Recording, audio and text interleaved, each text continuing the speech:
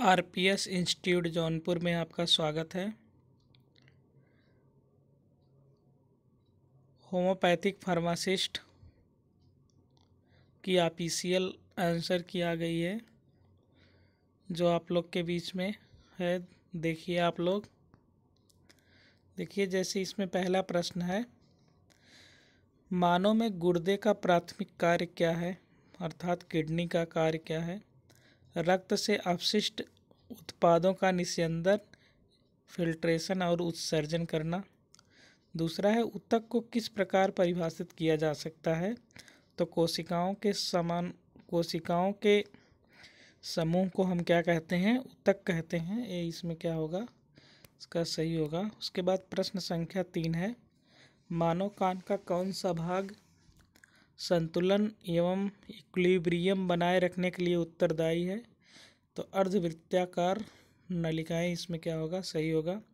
उसके बाद है, कौन सा ऊतक शरीर की सतह को ढकता है, तो एपिथेलियल ऊतक या एपिथेलियल टिश्यू या उपकला ऊतक जो है शरीर को ढकता है।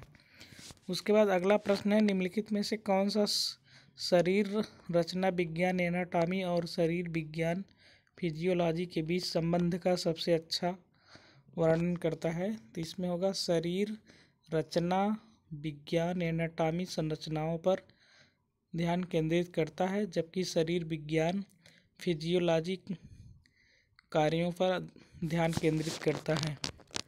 अगला प्रश्न, प्रकाशीय घूर्णन के लिए प्रयुक्त उपकरण क्या है, तो पोलैरीमीटर इसका क्या है, प्रयुक्त उपकरण है। अगला प्रश्न है, हृदय का कौन सा विशिष्ट भाग संकुचन आरंभ करने के लिए विद्युत आवेग उत्पन्न करता है, तो SA नोड जो होता है वो विद्युत आवेग को क्या करता है, उत्पन्न करता है। अगला प्रश्न है, कौन सा प्रोटीन आराम विश्रांति करने वाली मांसपेशियों में एक्टिन फिलामेंट पर मायोसिन बाइंडिंग साइटों को अवरुद्ध करता है, तो ट्रोपोमायोसिन इसमें क्या है, सही है। उसके बाद मानव के उत्सर्जित तंत्र में कौन सा शामिल नहीं है, तो इसमें छोटी आंत जो है इसका उत्तर है। अगला प्रश्न है, कंकाल पेशी की संकुचनशील इकाई क्या है, इसमें सार्कोमियर होगा। कौन सा अणु कोशिका के प्राथमिक ऊर्जा स्रोत से कार्य करता है, तो ATP होगा इसमें। उसके बाद अगला प्रश्न, जठरांत पथ के किस भाग में वसा का बाष्पीकरण होता है, तो ड्यूडेनम या ग्रहणी में। अगला प्रश्न है, तंत्रिकाक्ष एक्सान का कार्य जो होता है, जो माइलिन शीथ होता है, ये तंत्रिका आवेग का संचालन को क्या करता है, बढ़ाता है। अग्नाशय में वह कोशिका जो रक्त शर्करा के स्तर को नियंत्रित करती है और ग्लूकेगॉन नामक हार्मोन्स का स्राव करती है, तो अल्फा कोशिकाएं होती हैं। एड्रिनल ग्रंथि जो होती है एक किडनी के ऊपर पाई जाती है। डॉक्टर सुसलर की प्रणाली के अनुसार तीव्र सूजन के लिए जो उपचार है फेरम फास्फोरिकम, इसमें क्या होगा, सही होगा। कौन सा ऊतक लॉर्ड साल्ट पारंपरिक रूप से संयोजी ऊतक की इलास्टिसिटी का समर्थन करता है, तो कैलकेरिया फ्लोरिका इसमें समर्थन करता है। कोहनी के मुड़ने के लिए बाइसेप्स ब्रॉन्ची नामक मांसपेशी क्या होती है, उत्तरदायी होती है। उसके बाद होम्योपैथिक के जनक कौन है, सैमुअल हैनीमैन है। उसके बाद डॉक्टर सुसलर की चिकित्सा प्रणाली जो थी, ये देखिए बायोकेमिक चिकित्सा प्रणाली पर क्या है, आधारित है। उसके बाद निम्नलिखित में से कौन सा हेयरिंग के उपचार क्योर के नियम का हिस्सा है, तो ऊपर से नीचे की ओर, ये सही होगा।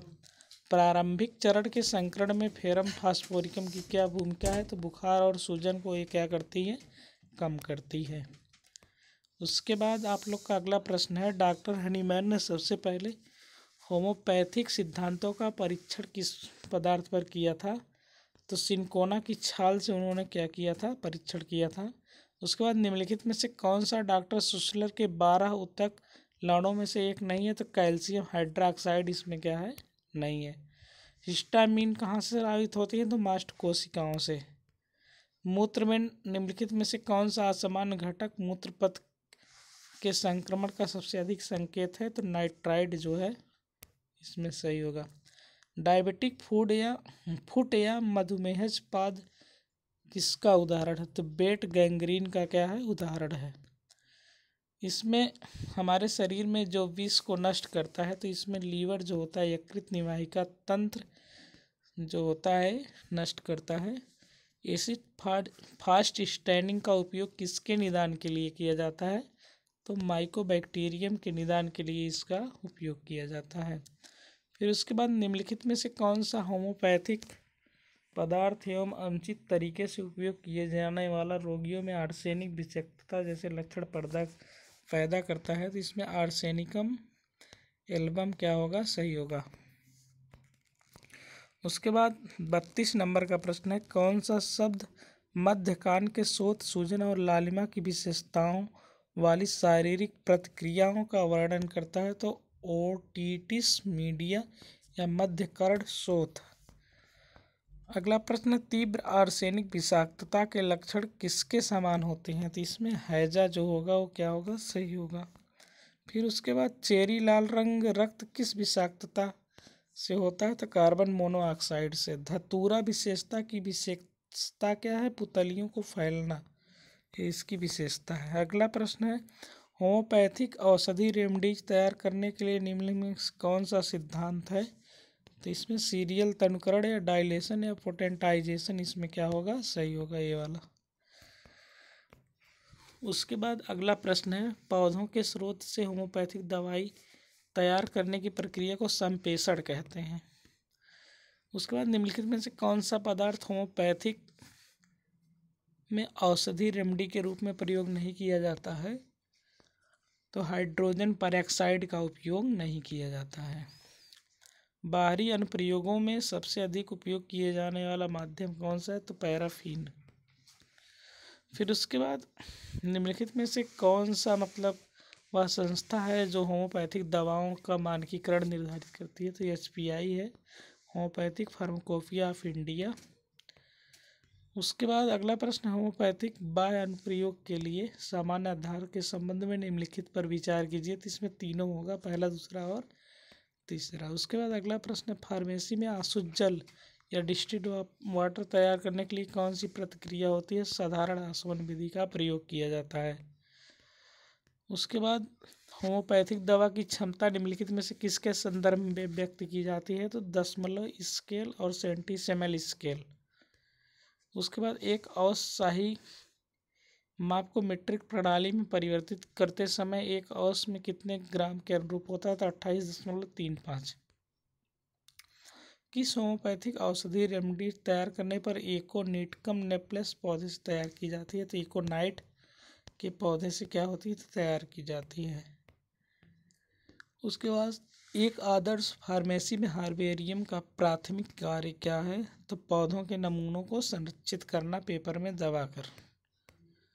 उसके बाद अगला प्रश्न है, औषधि के संप्रेषण के लिए कौन सा उपकरण उपयोग किया जाता है? तो ओखली और मूसल का क्या किया जाता है? प्रयोग किया जाता है।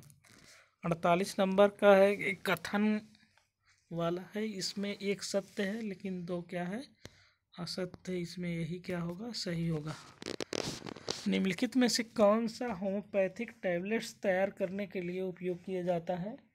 तो होम्योपैथिक टैबलेट तैयार करने के लिए लैक्टोज का उपयोग किया जाता है।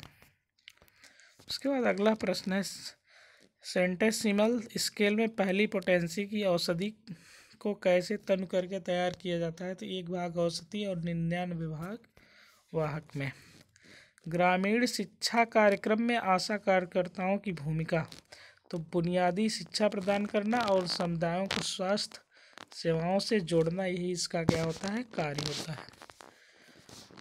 अल्मा आता घोषणा के अनुसार निम्नलिखित में से कौन सा प्राथमिक स्वास्थ्य देखभाल का घटक नहीं है? तो उन्नत सर्जिकल हस्तक्षेप, यही सही होगा। अगला है, सामुदायिक फार्मेसी में फार्माकोविजिलेंस का अर्थ क्या है? इसमें दवाइयों की सुरक्षा की निगरानी करना और प्रतिकूल प्रभावों को रिपोर्ट करना। उसके बाद देखिए अगला प्रश्न है हम लोग का, चलिए ठीक है।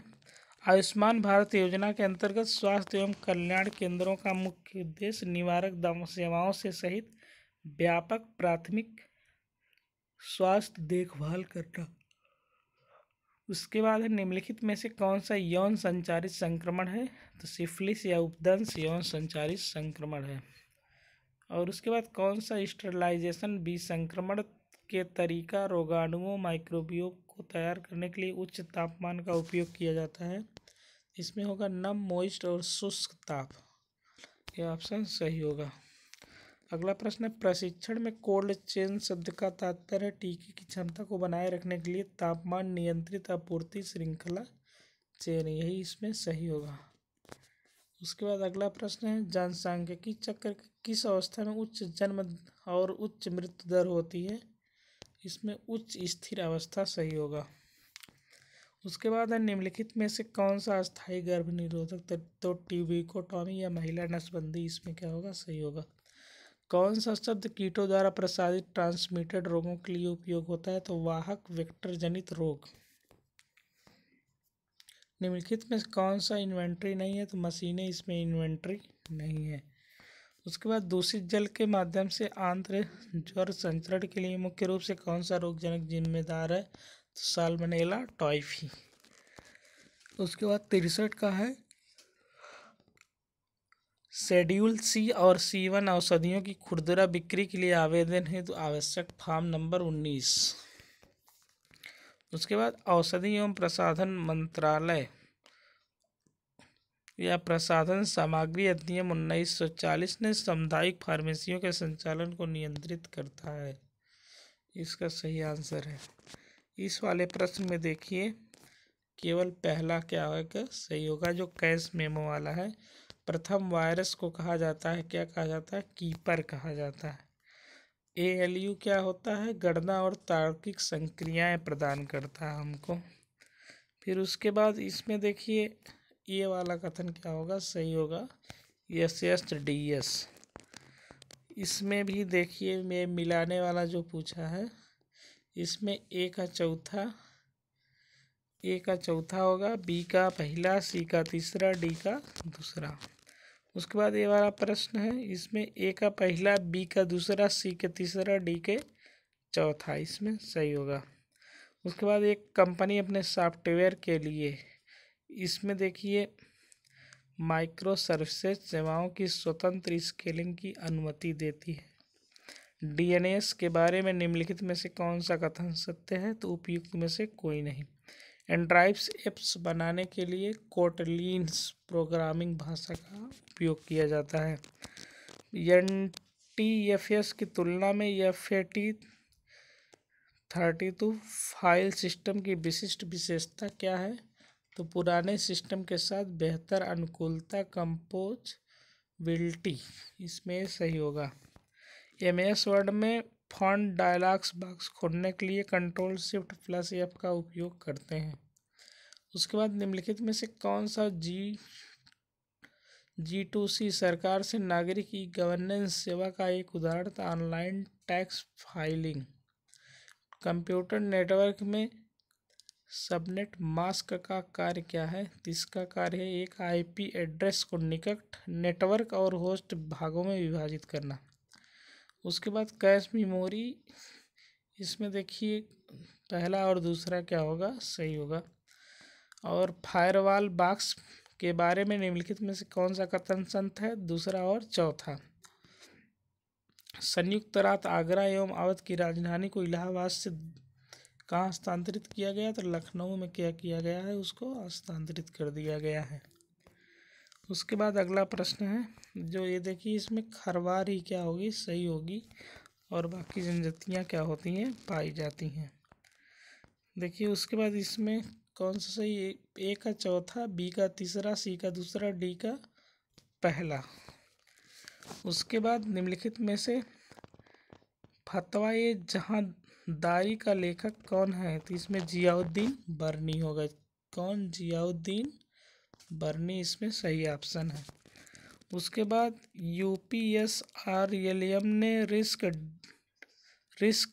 रिडसेल फंड के तहत SC/ST के आरक्षित सदस्यों के लिए प्रावधान किया गया है। तो 2250 रुपये क्या किया गया है? प्रावधान किया गया है।